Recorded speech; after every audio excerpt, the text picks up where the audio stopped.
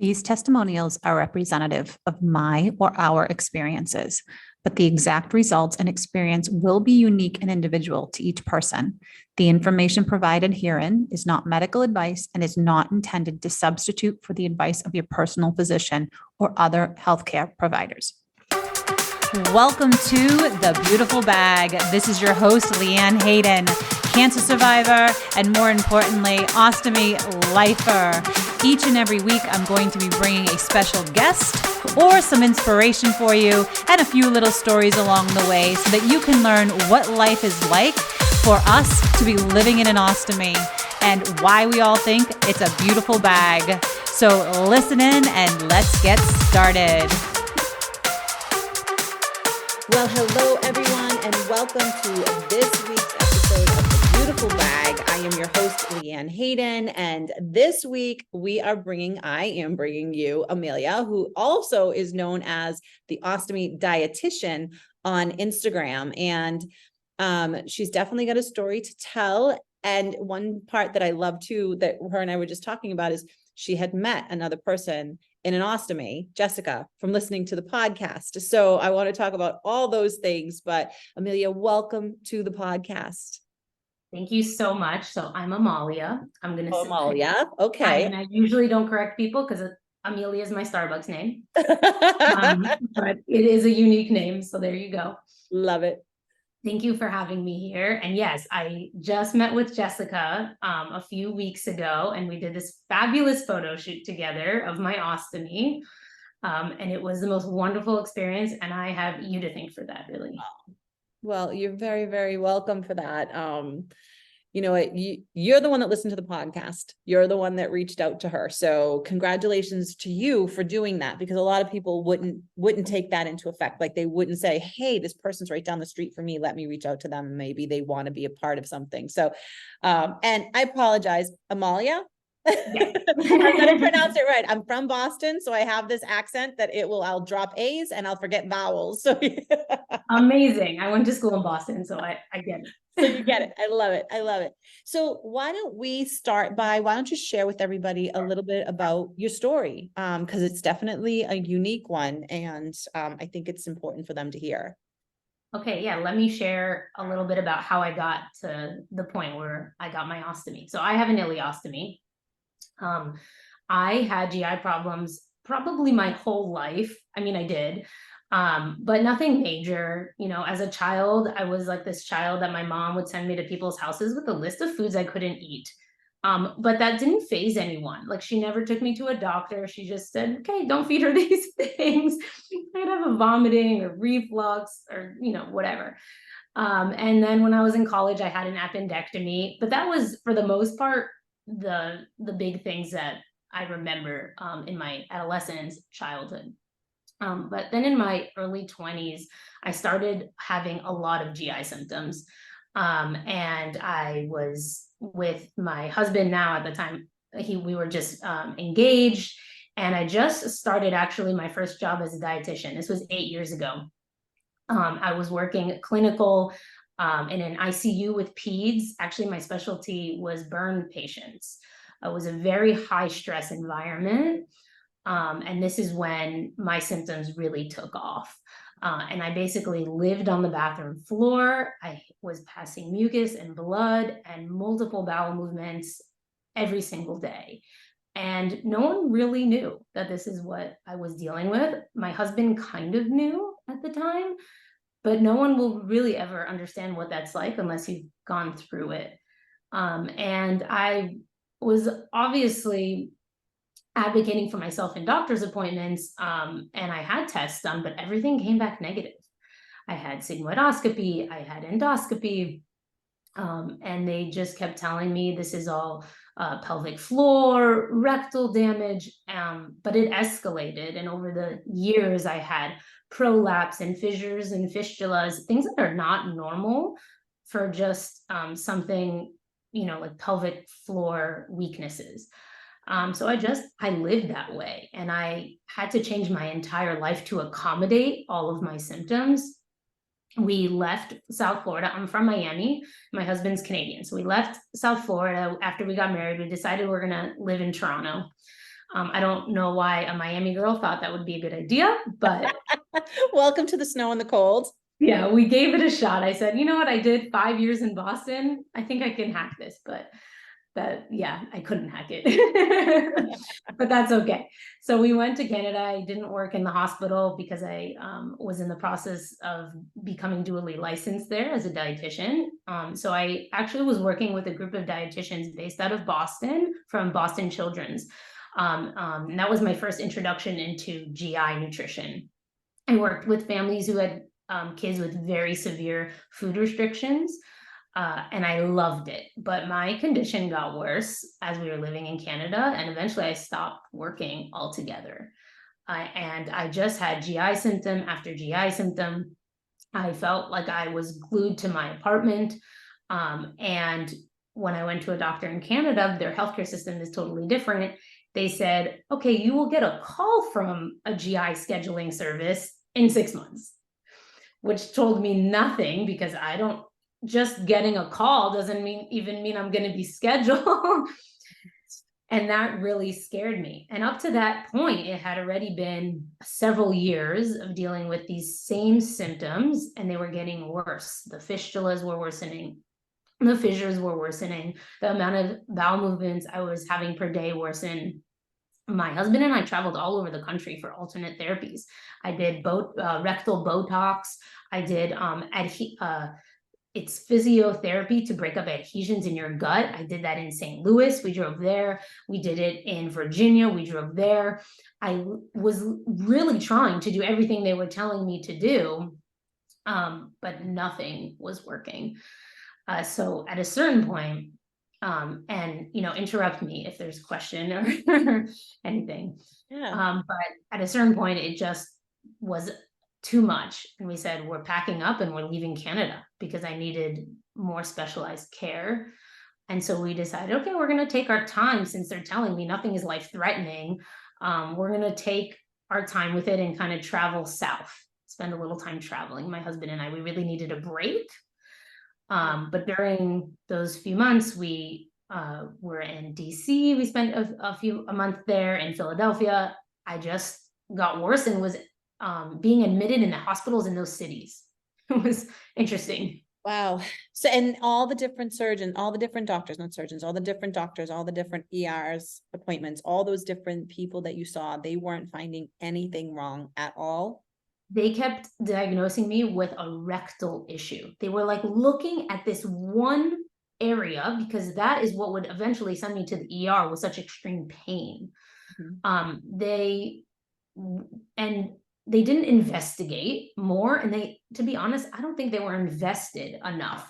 Granted, I'm here visiting.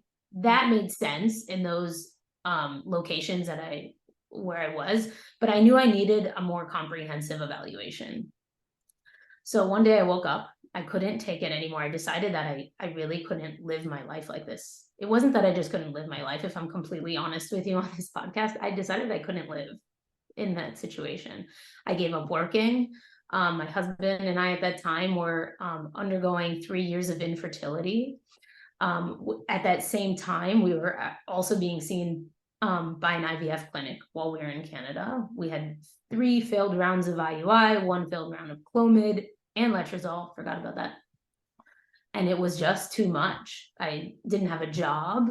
I just didn't have a life.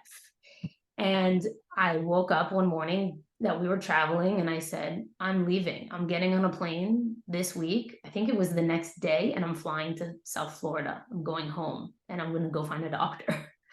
I think my husband, he actually is an MD, and he works in healthcare investments. So he's not practicing. So he is very hands-on and understands, but he was in shock. He was just in complete shock.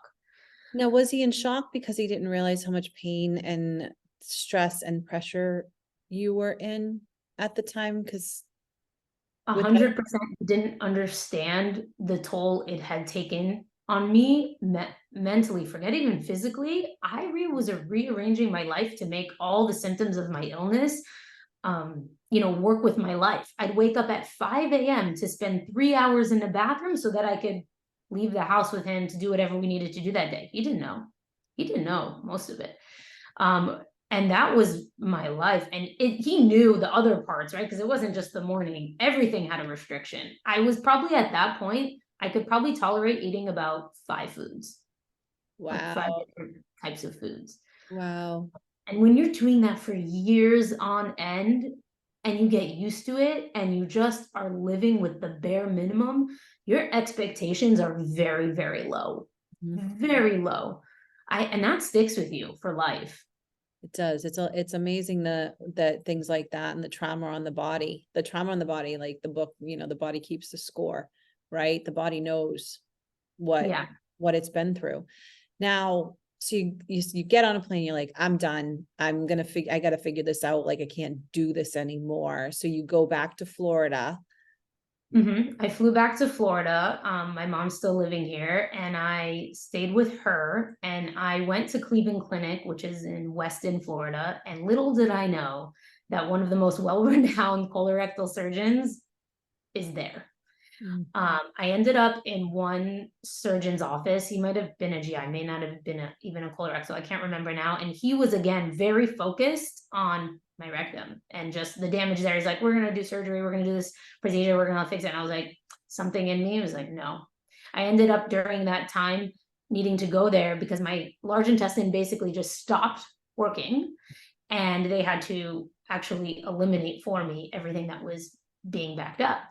And they wanted to perform all these tests, but at that time, they actually were on back order for everything. They're like, we don't have the microscope endoscopy it's been on back order for 6 months, so you're gonna have to wait. And I am not waiting for any symptom relief. You're gonna fix me now. And so actually in 1 week, I ended up switching doctors, and they were like in shock because I wasn't referred to by any physician. I just showed up. This is the beauty of the American healthcare system that many people don't talk about. I was in Canada, couldn't even get a referral. And in America, within a day, I was kind of telling people what I want to happen and who I'm going to see. And they were like, who are you? And I came in guns hot. And I ended up with my surgeon, my colorectal surgeon.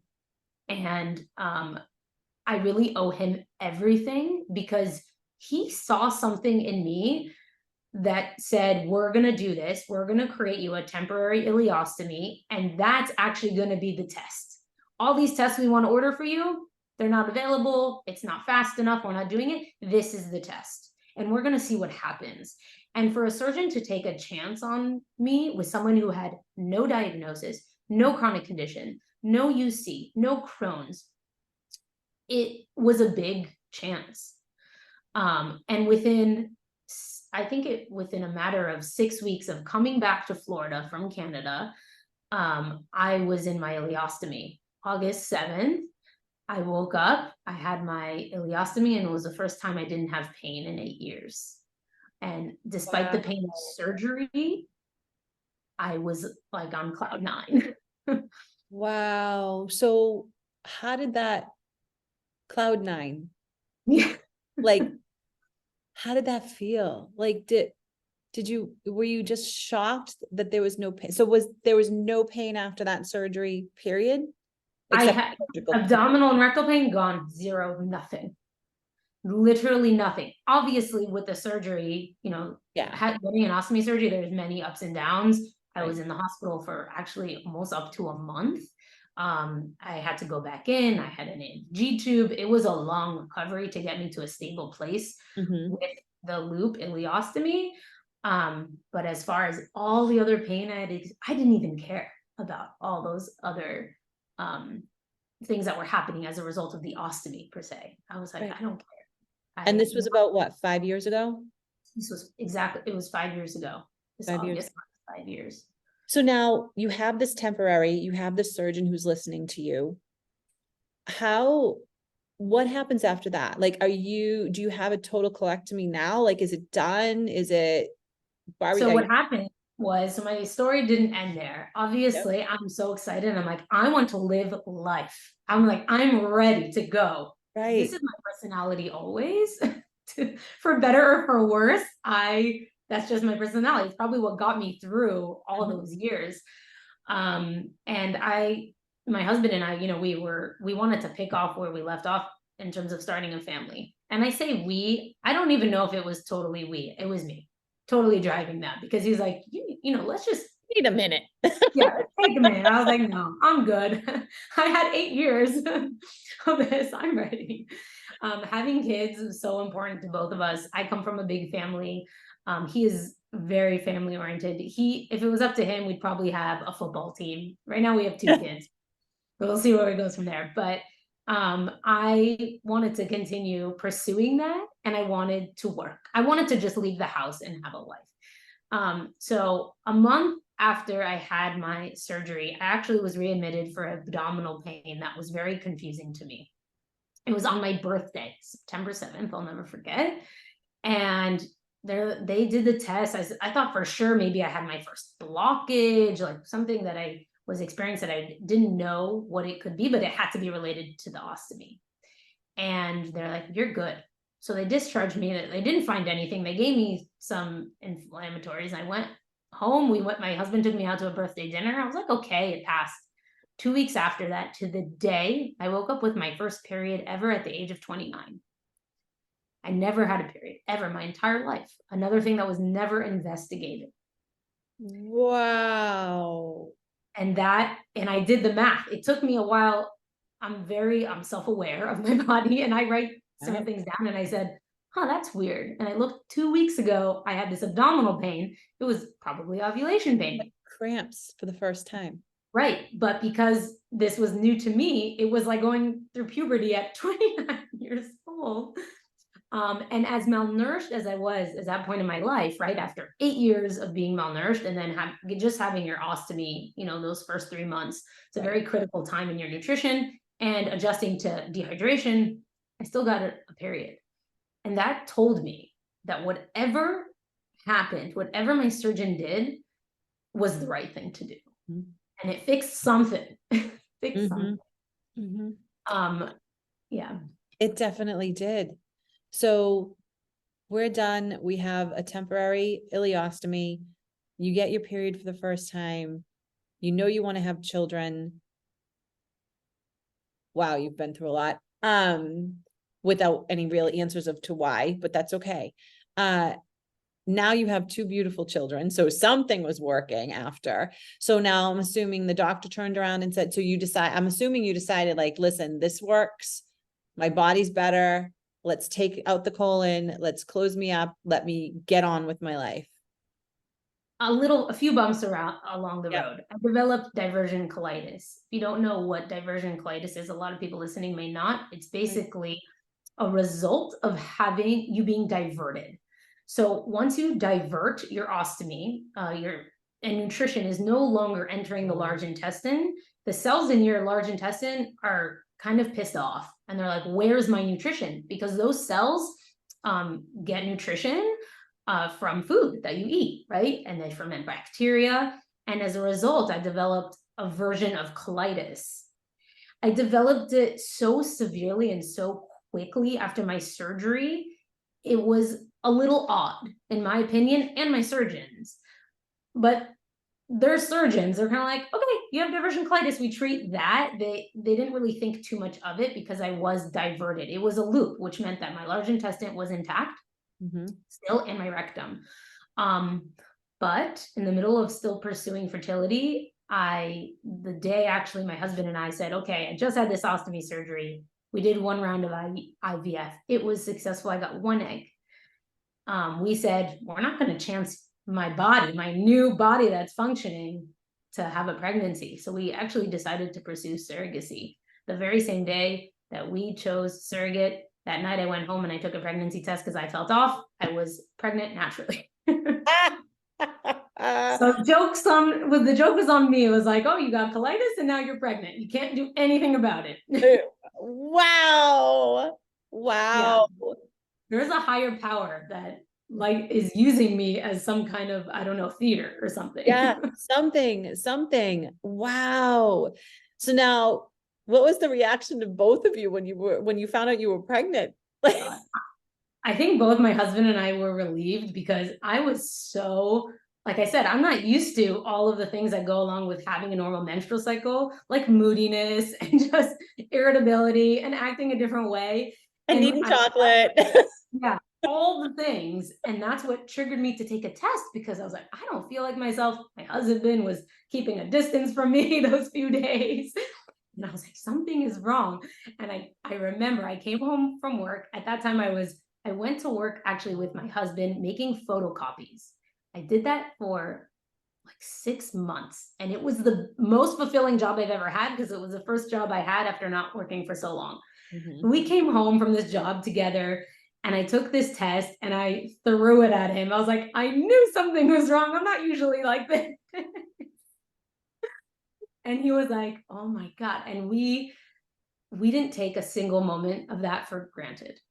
Every second that I was pregnant, we didn't know if that was going to stay that way. Right. And so we just went with it. We just took it, moment by moment. And it turned out to be very successful. It was a very rough pregnancy because I had the diversion colitis. I think it acts similarly like a regular colitis, where sometimes 1/3 of patients will go into remission during pregnancy, 1/3 will kind of stay the same, and 1/3 of patients will improve.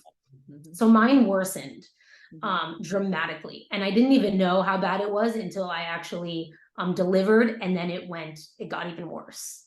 And that was, my son was born January 2020. So right around the corner was beautiful COVID, and the whole world shut down. And initially they're like, you're not a priority. I also had this beautiful newborn. And my memories of those few months, other than just it being myself and my husband and my son at home, we couldn't have guests. We were being very distant, first-time parents with COVID. And it was beautiful, but my memories, a lot of them are just me and him on the toilet. Like, I was nursing my son on the toilet. So not only am I going through my ostomy, but I'm having this severe losing a lot of blood and mucus out of my rectum. And that is what the diversion colitis will do. Okay. And so is it basically killing off your large intestine? Like your large intestine's just dying? Yes, it's dying. The treatment for diversion colitis are enemas that you place through your stoma, providing it essential fatty acids. Okay. So they tried this with me during pregnancy. Now imagine this woman on a bathroom floor alone with a catheter, a big belly, through a stoma. Like, why? I don't have the rights to be doing this. Forget that I'm a dietitian. That doesn't make me a nurse. and just a human who's never done this. Trying to put a catheter through my stoma, putting in this essential fatty acid formula that may or may not work. It was not working. And it was just interesting that this is what a doctor thought would be an appropriate intervention for any human. So this wasn't the surgeon that created the ileostomy. This was a separate doctor? No, it is a surgeon's team. They kind of, I actually never established myself with a GI until recently. My colorectal surgeon followed me. But they were doing the best they can. Once you're pregnant with an ostomy, they don't want to touch you or look at you. Right. The Cleveland Clinic here does not actually do any OB. So I was seen at a different hospital entirely for my pregnancy, unless it was specifically colorectally involved. I would go there, they prescribe this enema, and then they're like, we can't touch you until you have the baby. So now you have your beautiful son. COVID's about to hit.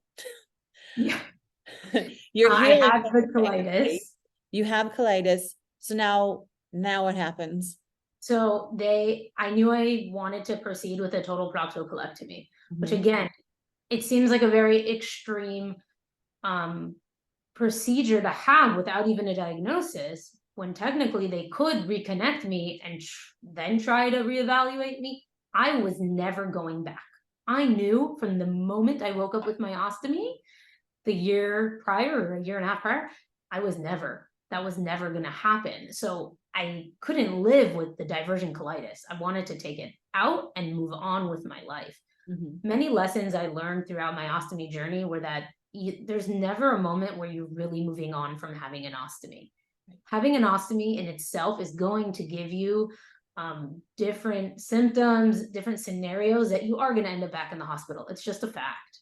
And I had to be reminded of that time and time again. Right. And no matter how bad it's gotten, I still wouldn't choose to go back to my life prior. And it's gotten to bad places. Right. So I have my newborn. Eventually I get in for surgery. He was about 4 months. So it was about 4 or 5 months postpartum. And I go in for my total proctocolectomy alone, was dropped off at the hospital doorsteps. That is a surgery I never, ever want to relive, ever. It was much harder than getting the ostomy.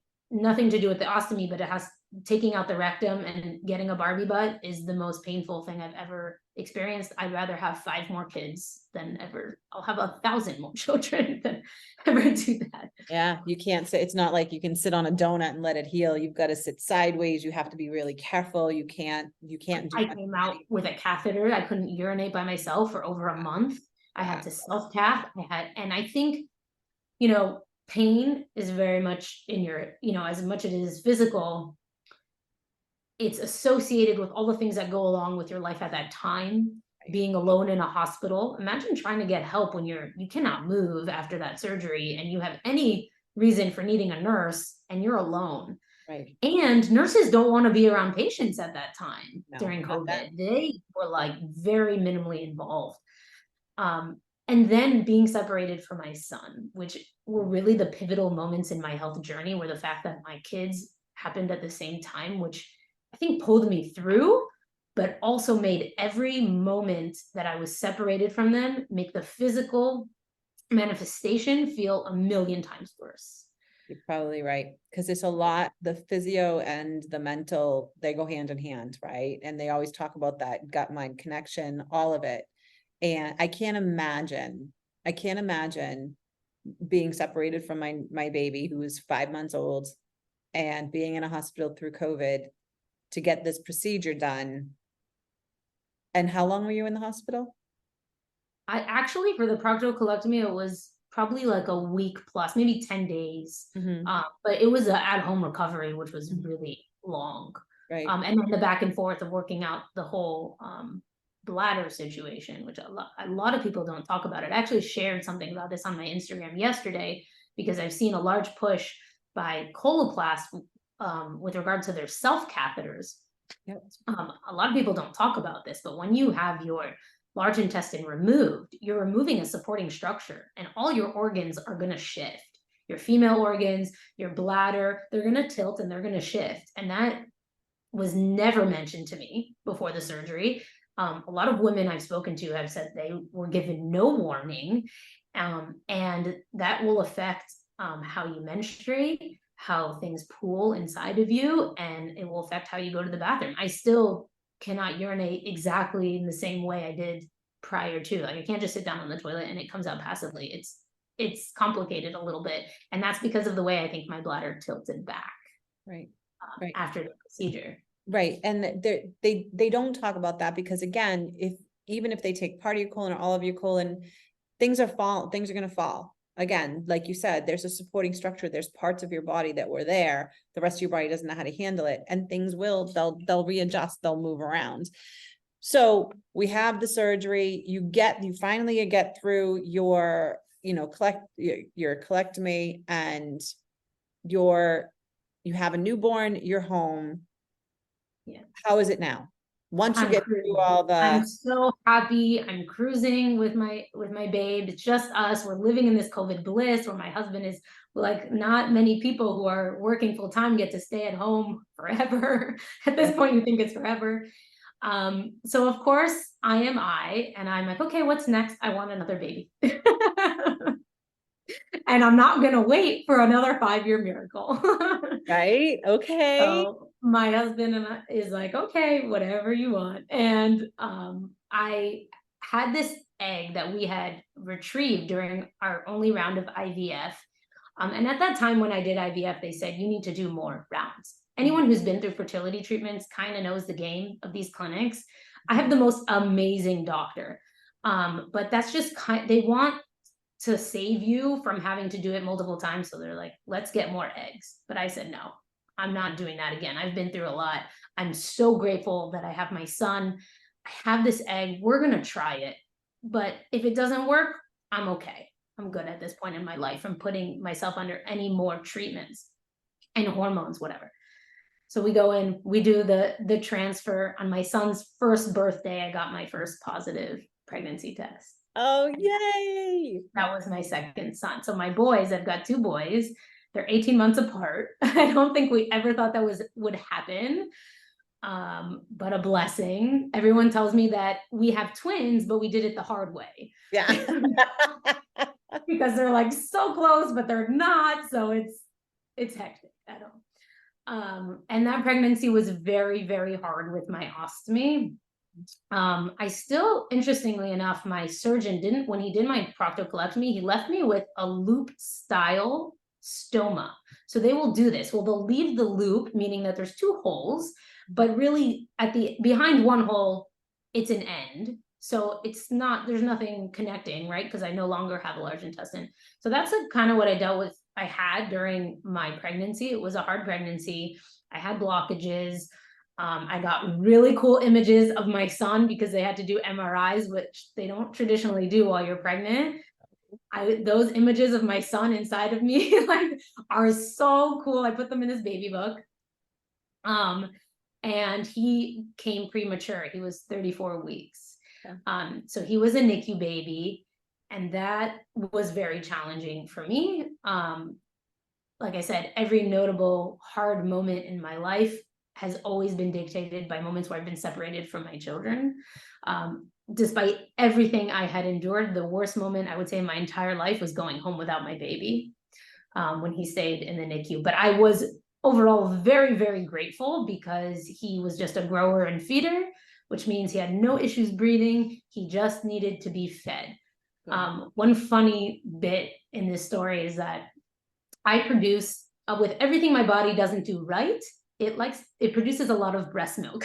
So this is one funny thing. And to be a person with an ostomy who's challenged with hydration, I don't understand this.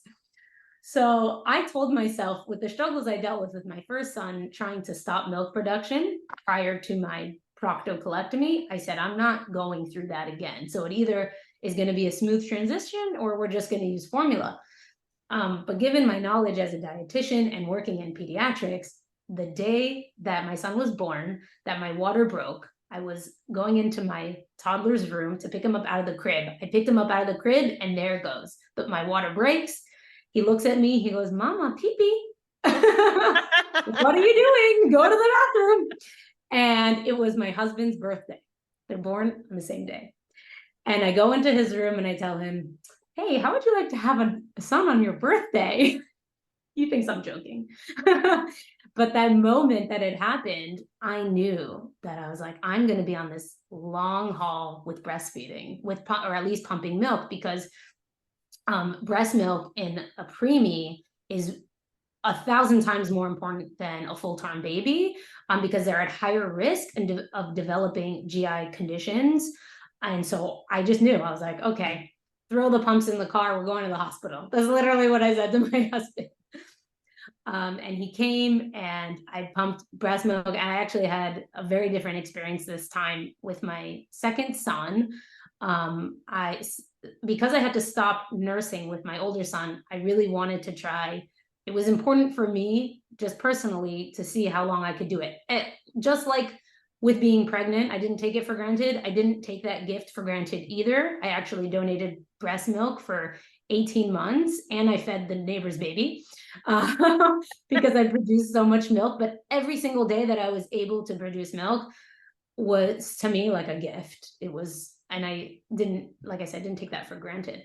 But it also, this gift of producing milk saved me, because after I gave birth to my son, he was by C-section, my second one. I was hospitalized for about a month with issues with my ostomy that really came out of left field. And this is referring back to when I said, you think everything's good, right? You're like, okay, they took out the colon. I have no chronic condition. Like, I should be good. The baby's out. Yep. Like, why am I now having issues? And now my son was 2-3 months old and he was a preemie. anytime I was separated from him till this day, really, actually, it feels like that same day I had to leave the hospital with him. It's a feeling that it's a memory imprinted in your brain that never goes away.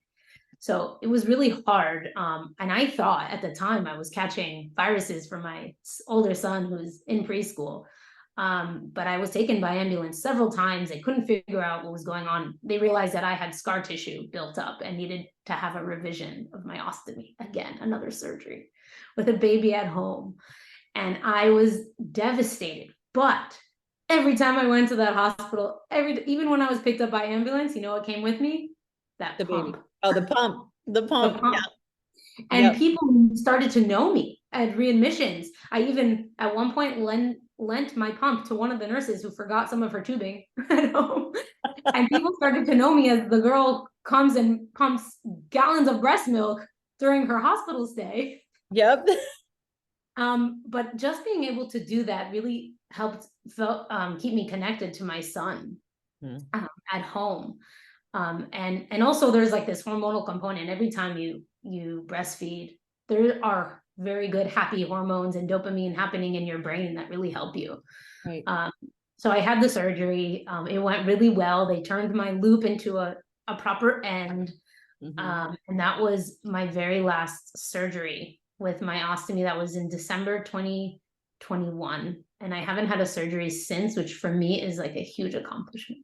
Yeah, I'm sitting here crossing fingers here. So now you have your two sons. They're what, 2 and 3 now, 2 and 4? Yeah, 2 and 3. 2 and 3 years old. And now you're starting to show up on social media because you've just started showing up on social media, like brand new at it. Well, I don't know at it, but brand new out there. And you're starting to share your story and your journey. And you just did a photo shoot with Jessica with your ostomy. And now you're starting to work as an ostomy dietitian. Yes. So and that's important because there's so many of us that don't know, can we eat this? Can we not eat this? And again, everybody's so different. Some people I just had broccoli. I'm totally fine. It was cooked. It wasn't raw, but still a lot of people can't touch it. Everybody's bodies are just so different. So what are you doing now? You know, you're raising your 2 children, you're getting back into the dietitian role. What are you doing now with all of it? So I want to say that I'm really grateful that I even have the opportunity to go back to work, even if it's for a few hours each day, because I never thought I'd get back to this point. Physically to be able to do it and mentally to bring myself back into the healthcare world, being a patient for so long. I felt this pull inside of me for a very long time that I need to work with this population as a dietitian. The resources are just not there. I witnessed it firsthand as a patient myself, and as a continually as a patient to not having any nutrition support. And I can't even explain what it feels like inside to be drawn to working with this population. It's not even a choice. It's something I have to do and want to do. And the way I explain it is, you know, some dietitians, you'll pick a niche and it's something that interests you, but you may become disinterested in it or, you know, whatever. I live and breathe this every single day. It's never leaving, right? I have an ileostomy for life. So I'm continually learning myself, but I'm continually invested in this population. So yeah, you got it right the first time. I am brand new to social media. It's interesting. I've now been on, I think, like about a month, maybe a little longer than that. It's an interesting world to now dip my toes into. It's a private practice and I'm doing it, you know, on my own. So it's putting myself out there in many different ways. But it's amazing that, you know, even when I just started this account, call myself the Ostomy Dietitian, that's my handle. Immediately, people were following me. I don't know how they found me. I was doing no following, networking. I was just there to observe. What is this new Instagram? To me, new. And it was amazing to see. And I would click on every single profile that came in to follow me to see, why are they following me? What do they have? Obviously, there's a huge trend in IBD. to have Crohn's or colitis. A lot of people are following me that have IBD and an ostomy. A lot of them are following me without even an ostomy because they know that probably they know one day they may end up with one and they want to learn. And then of course for support. So these are the populations that I want to work with. But, IBD aside, we were talking a little bit earlier before we started the podcast that having a stoma in itself is this huge topic to address in nutrition. Aside from all the other chronic conditions, you could just be someone with a stoma and you can have diabetes. You could be someone with a stoma and be pregnant. You could be someone with a stoma who wants to gain weight after having your surgery. There can be a million different nutrition related reasons why you would see a dietitian. But the fact of the matter is, if you have an ostomy, that in itself is an area to address with regards to what you're putting in your mouth. And you have to take into consideration that huge elephant in the room if you want to even address those other chronic conditions. And I think that's what I bring to the table with the clients that I work with, is that I have one myself and I understand, and that's probably 90% of the battle. That is 90% of the battle. Because again, like you said, people are coming to you for all different, they're coming to dietitians for different reasons, but there is a need for us in the actual ostomy world with having our stomas. And you did a post the other day, like each stoma is different. It's the design of your stoma can be different for what you can eat and fuel yourself with too. So that is so important. And I'm so glad that you're out there to do that. And for all of you listening, you can go follow her at the Ostomy Dietitian, where you can just go follow her. If you have questions about nutrition and all of that, reach out to Amalia for that as well. I almost did it again. My brain was like, Amalia again. And, Amalia, if you were to leave, your story is so interesting. But if you were to leave our listeners with just one thing, what would that one thing be? It would be to never stop advocating for yourself and push as much as you need to, because I'm still a person with an ostomy without a diagnosis. And I don't interact with many people or talk to people through support groups that are in that similar situation. And I had to fight for myself every step of the way to get to the point where I can live the life I want to live. And my expectations are very low in my life. It takes very little for me to be happy because of everything I went through. And a lot of people with chronic conditions will feel very similarly. But you can get there. You have to advocate for yourself. And if you feel like you need help from somebody else, just start talking to people. That is what this wonderful platform that you have, Leanne, that you've created, Instagram, Facebook, there's so many support groups. It's all about building our community. It really is. And we were talking earlier about getting together and community does mean a lot. It really does. It makes you feel like you're not alone. And there's something to be said about being around somebody who's in an ostomy as well, where you can just sit down, have dinner together and talk about poop. I mean, you literally can talk about the things that you would never talk about with anybody else, but you can talk about them with other people that understand you. So Amalia, I am so grateful and so thankful for you for coming on the show today and sharing your journey and sharing the struggles that you went through and going through an ostomy, getting pregnant, being in, going through it during COVID, all the stuff that you've been through over the last, more than 5 years, but for half your life anyway, I'm assuming, right? Close to it.